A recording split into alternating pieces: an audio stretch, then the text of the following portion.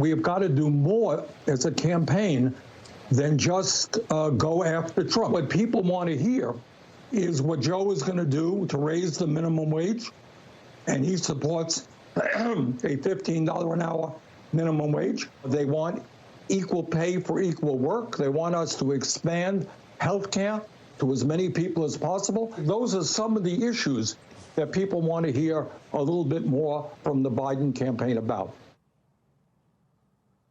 Senator Bernie Sanders over the weekend on the state of the Biden campaign with just 50 days now until the election. Those comments part of his pushback at reports that he's expressed concerns about Biden's chances.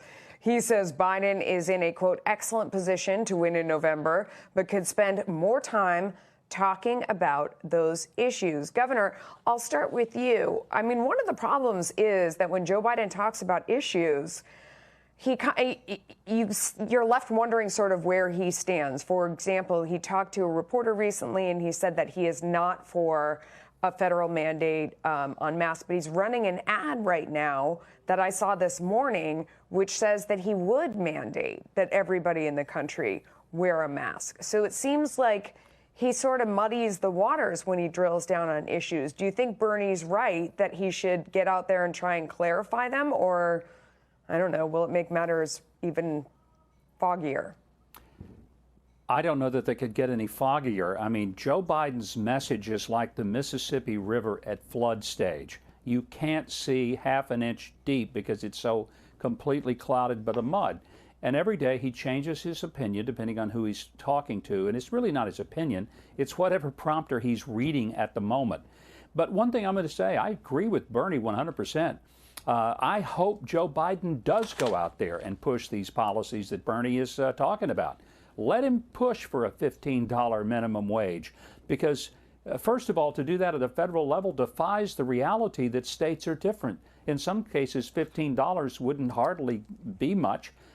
In other states, they're already paying more than that. You're going to get a wage cut. That's idiocy. But let him talk about the left-wing things Bernie is so on fire about, and let him scare the daylights out of small business owners, out of corporations.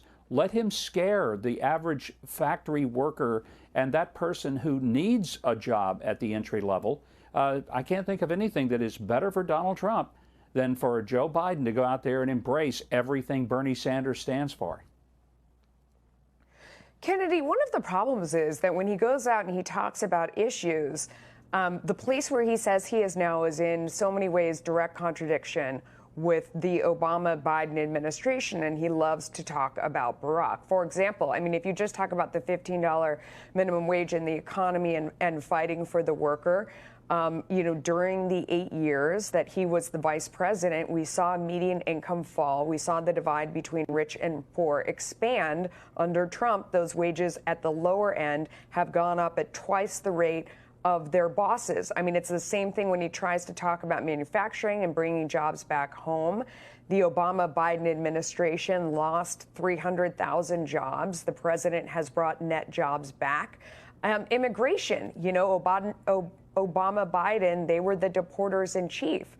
So when he tries to talk about his record, Kennedy, how can he do that? How can he talk about where he stands without somebody bringing up his record? Yeah, he's all over the place, and you talked about the mask mandate, and Kamala Harris stood next to him, and when he was saying, there's going to be a federal mandate for masks, and she goes, that's what real leadership looks like. And then he's like, except for the federal mandate, there's not going to be one of those because it would be challenged in court and it's possibly unconstitutional. He is all over the place. And I still don't understand how they can talk about immigration with a straight face when instead of taking up immigration, simplifying the laws and clarifying who can come into this country and work legally, Democrats took up Obamacare. And now they don't know where they stand. You notice that Bernie Sanders didn't say Medicare for all, although that's what he means in his little pink heart.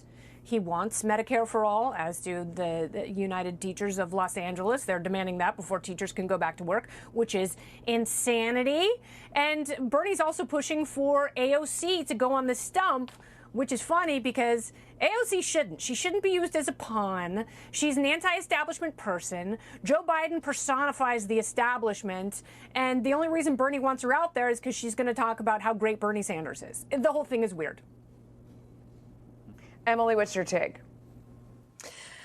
That this is Bernie's mission. This is quintessential Bernie to come out and try to push the party to the far left. And what we're seeing is a preview of what will happen if Biden indeed wins. But what we're seeing is a restrained version by Bernie because he knows that Biden is fighting for votes right now. But if Biden were to win, the risk is gone and then he could really lean into him. And just remember that the ultimate goal for Bernie and his progressive allies is to get those allies and people like the Squad into key policy positions, so that a then President Biden could actually harness and embrace these far left policy positions that they push forward. And that's where the party would then, and country would then result in.